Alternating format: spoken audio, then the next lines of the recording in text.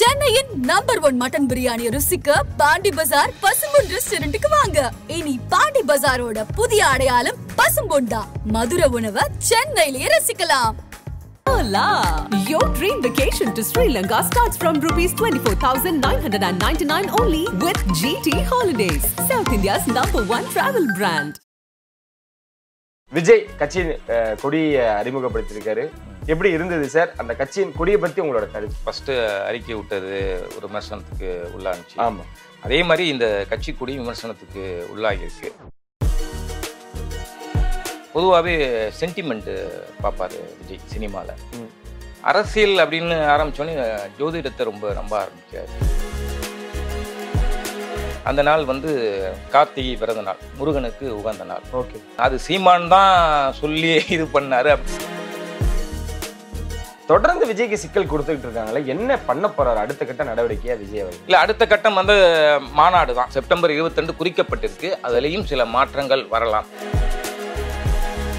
நம்ம பார்க்குற வரைக்கும் அடுத்த தளபதி யார், அதாவது விஜயன் தளபதி யார் அப்படின்னா நீங்க யாரை சொல்லுவீங்க? இல்லை, புஷியானதா தான் இருக்கக்கூடும். பார்த்தீங்கன்னா நேற்று ஃபங்க்ஷன்லேயே பெற்றோர் வந்து பின்னரிசையில் இருக்காங்க, புஷியானந்து முன்னாடி. நாம் தமிழோட ஆலோசனை இதுல முழுமையா இருக்கா அப்படின்றதுதான் மிகப்பெரிய கேள்வியாகவும் இருந்துகிட்டு. சீமானோட பயணிச்சிருக்காரு, சீமானோடைய ஆலோசனைகள் கேட்கறாரு. கண்டிப்பா சீமான் ஆலோசனை இருக்குது. இதுல பெரிய பெரிய நடிகர்கள் கூட வாழ்த்து சொல்லலையே சார், என்ன காரணம்? நம்மளுக்கு தெரியாதுல்ல தனிப்பட்ட முறையில். ஏன்னா அஜித் வாழ்த்துறாருனாக்கா செல்போன் மூலியமா அவர் இது பண்ண போறாரு. அது நம்மளுக்கு வெளியில சொல்லணும்னு அவசியம் இல்லை, வெளியில தெரியாம கூட இருக்கலாம். முக்கிய நிகழ்வுகளை உடனுக்குடன் குறிஞ்சது வேலைக்கு தெரிஞ்சுக்கல ஆதன் செயலியை டவுன்லோட் பண்ணுங்க. டிஸ்கிரிப்ஷன்ல லிங்க் இருக்கு. ஆதன் சீமா நேரில் அனைவருக்கும் ஒரு பெரிய வணக்கம் அண்ட் வெல்கம் டு ஷோ. இன்னைக்கு நம்ம கூட அமலன் சார் இணைஞ்சிருக்காங்க, நிறைய விஷயங்கள் பேச போறோம். வணக்கம் சார். வணக்கம், எப்படி இருக்கீங்க? நலம் நலமறியாவல். சிறப்பு. விஜய் கட்சியின் கொடியை அறிமுகப்படுத்தியிருக்காரு. எப்படி இருந்தது சார் அந்த கட்சியின் கொடியை பத்தி உங்களோட கருத்து? நிறைய விமர்சனத்துக்கும் வழக்கமாக அந்த அவர் ஃபஸ்ட்டு அறிக்கை விட்டது ஒரு விமர்சனத்துக்கு உள்ளாச்சு. ஆமாம், அதே மாதிரி இந்த கட்சி கொடி விமர்சனத்துக்கு உள்ளாகியிருக்கு. என்னென்னா இது வந்து இந்த நாட்டு கொடி. அப்புறம் கேரளா டிரான்ஸ்போர்ட்டோடைய இது சிம்பிளுங்க தான். ஓகே, கேரளா டிரான்ஸ்போர்ட்டோட நீங்கள் பார்த்து லோகோவை பார்த்தீங்கன்னா இது மாதிரி தான் இருக்கும். அது மாதிரி நிறைய உதாரணம் காட்டி இது பண்ணுறாங்க. பட்டு என்ன இருந்தாலும் அந்த அந்த கொடியில் ஒரு விஷயம் இருக்குது. அதை வந்து மீன் பண்ணி தான் விஜய் வந்து இது பண்ணியிருக்காரு. என்னென்னா பொதுவாகவே சென்டிமெண்ட்டு பார்ப்பார் விஜய் சினிமாவில். அரசியல் அப்படின்னு ஆரம்பித்தோன்னே ஜோதிடத்தை ரொம்ப நம்ப ஆரம்பிக்கிறாரு. ஓகே, ரொம்ப நம்பிட்டார். அப்படி தான் இது தொடங்குது. அதாவது நாள் குறிக்கிறதுலேருந்து, மாநாட்டு நாள் குறிக்கிறதுலேருந்து செப்டம்பர் 22 அந்த நாள் வந்து கார்த்திகை பிறந்த நாள், முருகனுக்கு உகந்த நாள். ஓகே, அது சீமான் தான் சொல்லி இது பண்ணாரு அப்படிங்கிற மாதிரியான ஒரு தகவலும் இருக்குது. கிட்டத்தட்ட இருக்கலாம், உண்மையாக கூட இருக்கலாம். ஏன்னா சீமான் வந்து முருக பக்தர். அது அந்த நாள் குறிச்சா அது இன்னொன்று தேய்பிறை வரை அன்னைக்கு. ஓகே, அன்னைக்கு வந்து தேய்பிறை. ஆனாலும் அந்த முருகனுக்கு உகந்த நாளுங்கிறதுனால குறிச்சிருக்காரு. இன்னொரு விஷயம் இப்போ கொடிக்கு வரும்.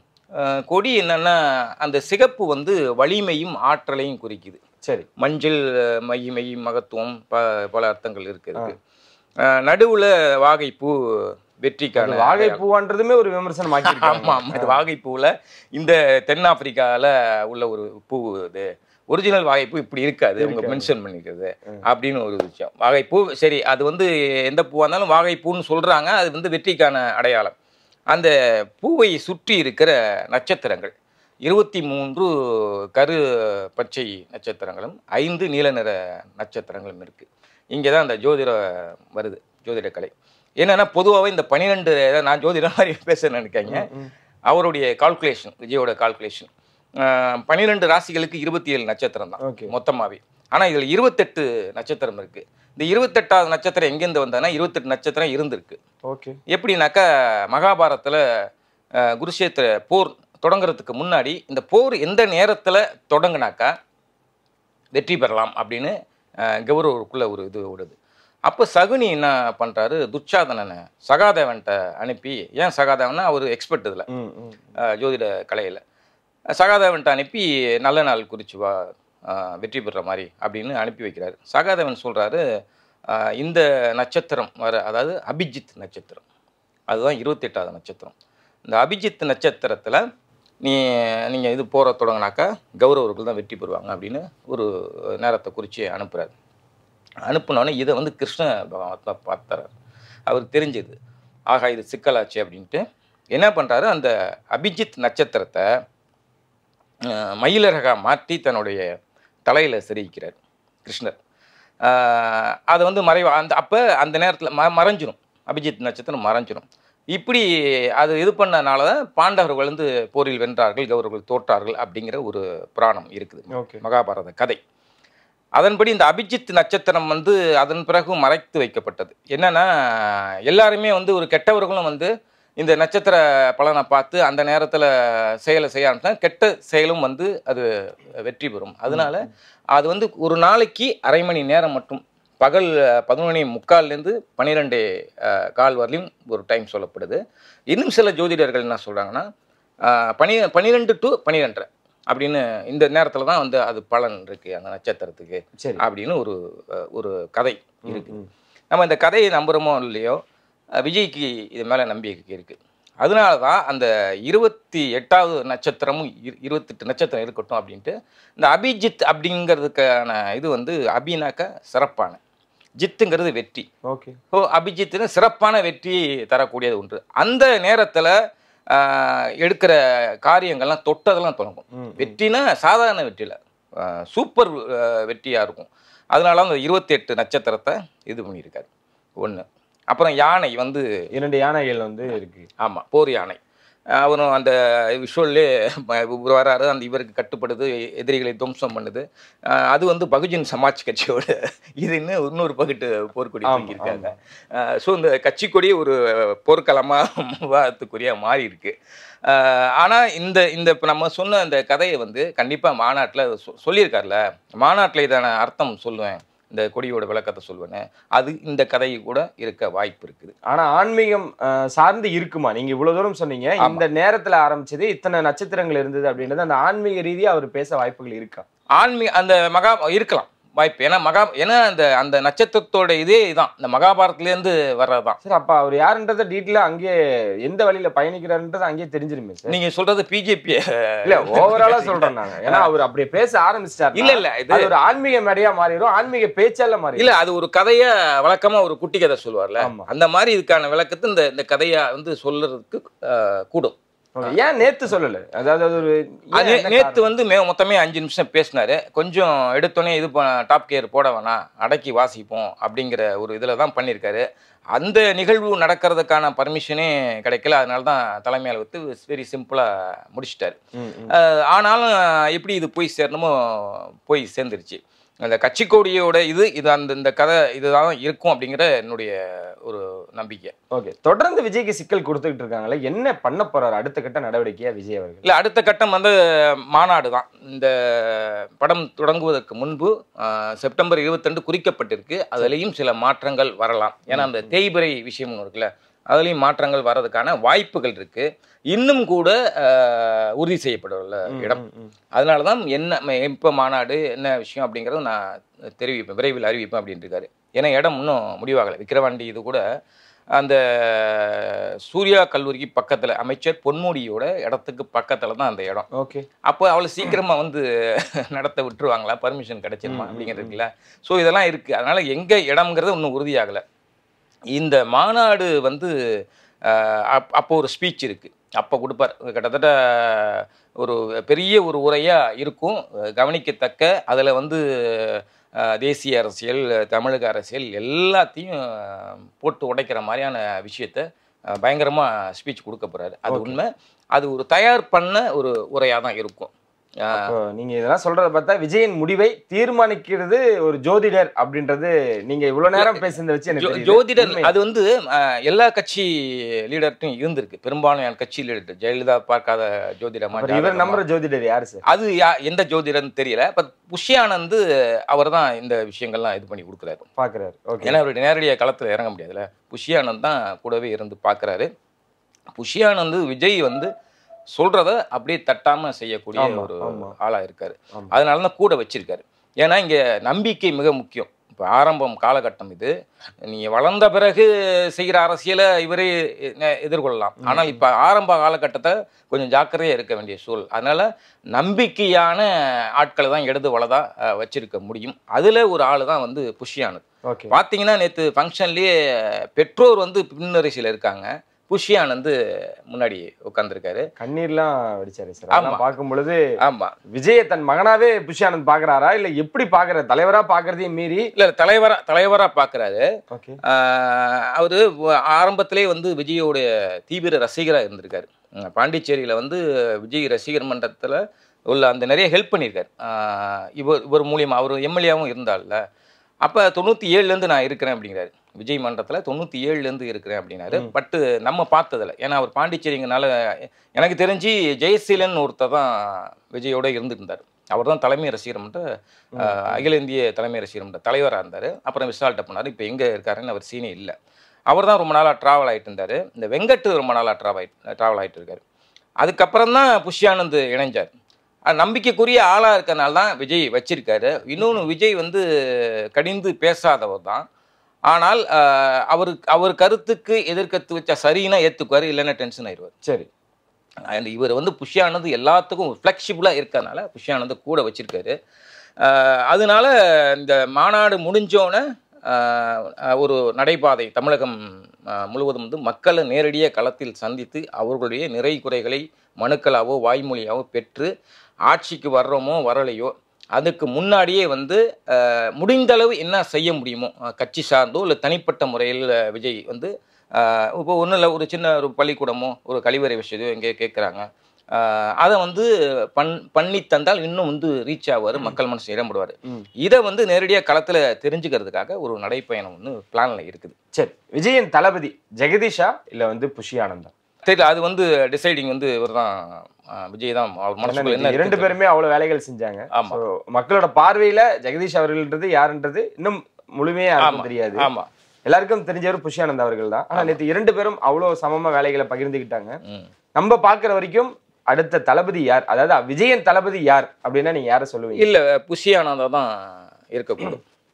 ஏன்னா இப்போ இந்த கட்சி அப்படி ஸ்டார்ட் பண்ண பிறகுலேருந்து கூடவே ட்ராவல் பண்ணுறது, கட்சி வேலையில் இழுத்து போட்டு செய்கிறது, மாநாட்டுக்கான இடம் பார்க்கறதுலேருந்து எல்லா வேலைகளும் பண்ணுறாரு. சரி, அவர் சொந்த வேலைகளோட மறந்துட்டு இந்த வேலையில் கட்சி வேலையில் ஈடுபடுறாரு. அதனால் அது விஜய்க்கு ரொம்ப நெருக்கமானவராக மனசுக்கு பக்கத்து இருக்கையை கொடுக்குறாரு. அதனால அவர் மனசுலையும் வந்து இடம்பெற்றிருக்காரு.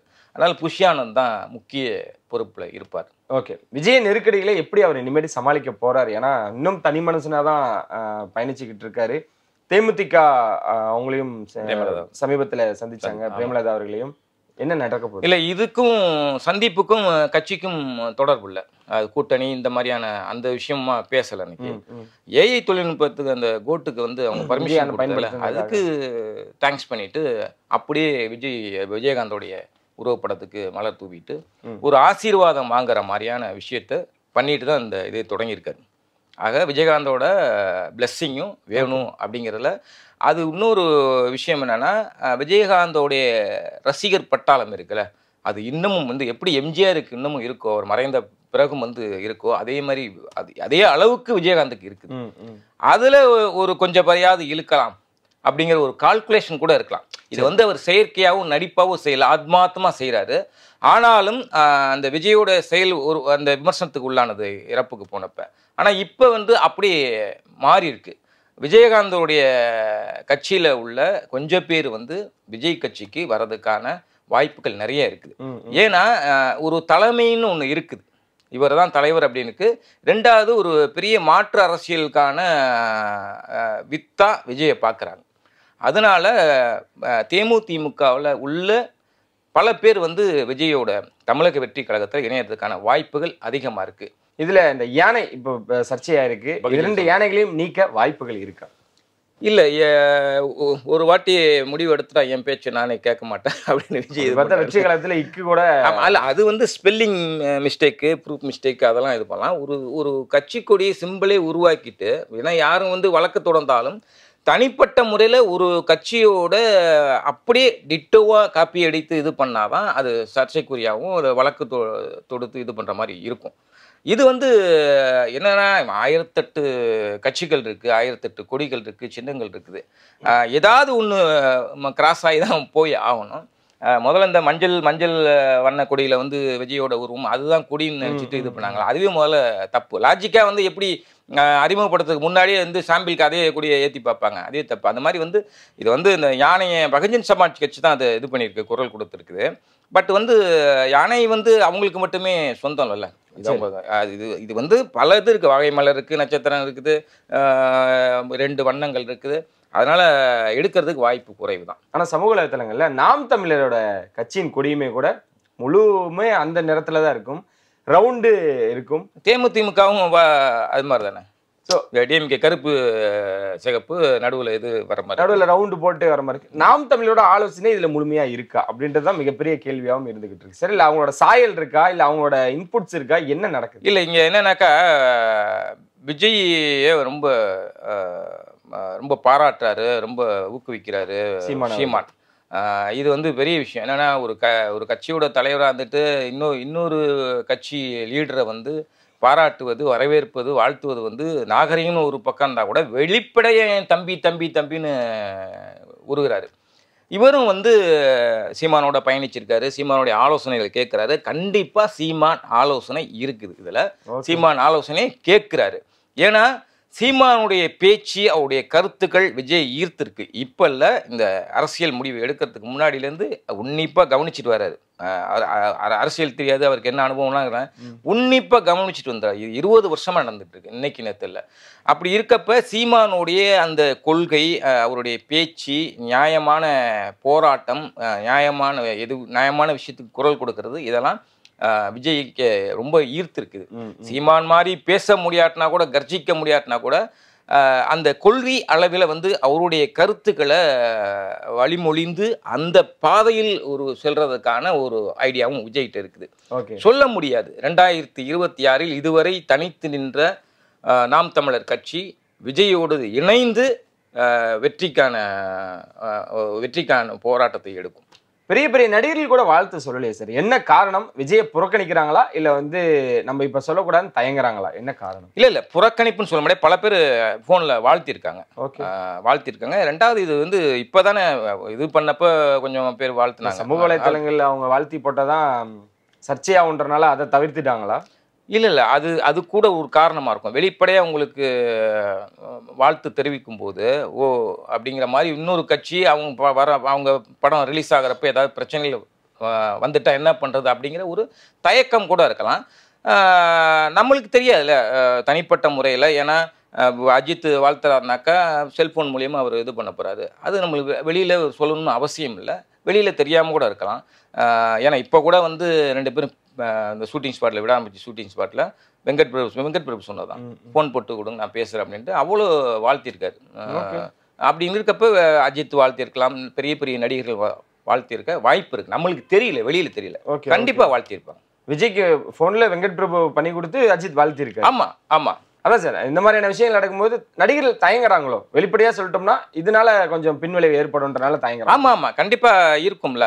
ஏன்னா இப்ப நீங்க பாத்தீங்கன்னாக்கா அன்னைக்கு அந்த கல்வி உதவித்தொகை அந்த இது விருது வழங்கும் அந்த நிகழ்ச்சி நடக்கிறப்பே திமுக இன்னொரு வேலை செய்யுது. அது இந்த லைவ் போயிட்டு இருக்க முடிஞ்சோடனே அடுத்து டிஎம்கேயோட நிகழ்வு ஒன்று போகுது. அதே மாதிரி நேற்று இது பண்ணுறப்ப அமைச்சரவையில் மாற்றம். இவர் அமெரிக்கா போகிறதுனால 3 அமைச்சர்கள் வந்து மாற போகிறாங்க, துணை முதல்வர் உட்பட அப்படிங்கிற மாதிரி ஒரு நியூஸ் வந்து இதாகுது டப்புன்னு. என்னென்னா இதெல்லாம் ஒரு இருட்டடிப்பு செய்கிறதுக்கான விஷயமா கூட இருக்கலாம். அப்படி இருக்கும்போது தனிப்பட்ட ஒரு நடிகனோ தனிப்பட்ட ஒரு மனிதனோ வெளிப்படையாக வாழ்த்து தெரிவிக்கும்போது ஒரு சின்ன ஒரு மார்க்கு வைக்கப்படும். அதனால கூட தவிர்க்கலாம். சார், பயத்தை ஏற்படுத்திட்டாரா விஜய் அவர்கள்? நான் களத்துல இறங்கிட்டேன் அப்படின்ற ஒரு பயத்தை கண்டிப்பா அல்லுதான். ஆனா யாரும் அப்படி பெருசா பொருட்படுத்துற மாதிரி தெரியலையே சார். பயத்தை வெளிப்படுத்திக்காம, அதாவது கமல் வசனம் மாதிரி தான், பயம் இல்லாம நடிக்கிறதா வந்து தைரியம் அப்படிங்கிற மாதிரி சொல்றல, அந்த மாதிரி தான் எல்லா கட்சியின் மத்தியிலும் வந்து ஒரு அள்ளு இருக்குது கண்டிப்பா. இல்லாம எப்படிங்க? ஏன்னா அவ்வளோ லட்சக்கணக்கான ரசிகர்கள் இருக்காங்க. அவங்க எல்லாமே தொண்டர்களாக கன்வெர்ட் ஆகுவாங்களா ஆக மாட்டாங்களா அப்படிங்கிறது தாண்டி ஒரு கணிசமான ஓட்டு வங்கியை ஒரு பெர்சன்டேஜை அவர் பெறுவார். அப்படி இருக்கும்போது ரெண்டாவது எல்லாருமே மாறி மாறி மாறி மாறி பார்த்துட்டாங்க. ஒரு சைக்காலஜிக்கலாகவே அது ஒரு போர் அடிக்கிற விஷயமா மக்கள் மத்தியில் இருக்கும். அப்படி இருக்கப்ப சரி இவருக்கு தான் போட்டு பார்ப்போமே அப்படின்னு பார்த்துட்டு அதில் ஏதாவது ஒரு அதிசயம் ஆச்சரியம் நடந்தால் அதெல்லாம் ஒரு ஸ்கெட்ச் போட்டு கரெக்டாக தான் பிளான் பண்ணி பண்ணுறாரு. ஆமாம் ஆமாம் ஆமாம். நீங்கள் பார்த்தீங்கன்னா நேற்று ரொம்ப அடக்கி வச்சாரு. ஏன்னா கொஞ்சம் இருந்துட்டு மாநாட்டில் வச்சுக்கலாம் கதையை அப்படின்னு இது பண்ணுறாரு. ஸோ திமுகவோ இல்லை அதிமுகலாம் வந்து கிட்டத்தட்ட காணாமல் போயிட்டு இருக்குது. அது மாதிரி இருக்கும்போது ஒரு ஒரு மாற்று சக்தியாக வந்துருவாரோ வளர்ந்துருவாரோங்கிற அச்சம் திமுக கூட இருக்கும். ஓகே, நீங்க சொன்ன மாதிரி மாநாட்டில் தான் விஜயன் உண்மையான ரூபத்தை பார்க்க போறோம். ஆமா ஆமா, ஆக்ரோஷமா பேச வாய்ப்புகள் இருக்கா சார்? என்னைக்கு மீடியாவை சந்திக்க போறான்ற ஒரு கேள்வியை தொடர்ந்து முன் வச்சுட்டே இருக்காங்க. செய்தியாளர்களை என்னைக்கு சந்திக்க போறாரு விஜய்? இல்ல அது மாநாடு அந்த அந்த டைம்ல முன்போ அல்லது மாநாடு முடிந்தோ கண்டிப்பா வந்து செய்தியாளர்களை சந்திப்பாரு. அவரால் பதில் சொல்ல முடியாது, எதிர்கொள்ள முடியாது அப்படிங்கலாம் கிடையாது. விஜய் அம்மா சொன்னாங்களே அவங்கள பெற்றவங்கள ரொம்ப அமைதியானவர், கண்ணியமானவர் அப்படின்ட்டு ஏறத்தாழ உண்மைதான். ரெண்டாவது அவர் சைலண்டாக இருப்பார். ஆனால் திறமைகள் எங்கே கொண்டு வரணுமோ அதை செய்கிறார்ல. முன்னாடி இருக்க ஒரு வயலண்ட் இருக்கு. ஆமாம் ஆமாம் கண்டிப்பாக. ஏன்னா நம்ம ஏற்கனவே ஒரு 7-8 வருஷத்துக்கு முன்னாடி ஒரு ப்ரெஸ் மீட்டில் வந்து சவுண்டு போகிறப்ப பதட்டினார்ல. அதாவது உள்ளுக்குள்ள சில மனுஷன் வந்து அமைதியாக இருப்பான், சாது மிரண்டால் காடு கொள்ளாது, அந்த மாதிரியான கேரக்டர் தான். அதனால வந்து அவருடைய குரலை வந்து கண்டிப்பா மாநாட்டில் உயர்த்தி கருத்துக்களை உயர்த்தி உரத்து பேசுவார் கண்டிப்பா. சிறப்பு.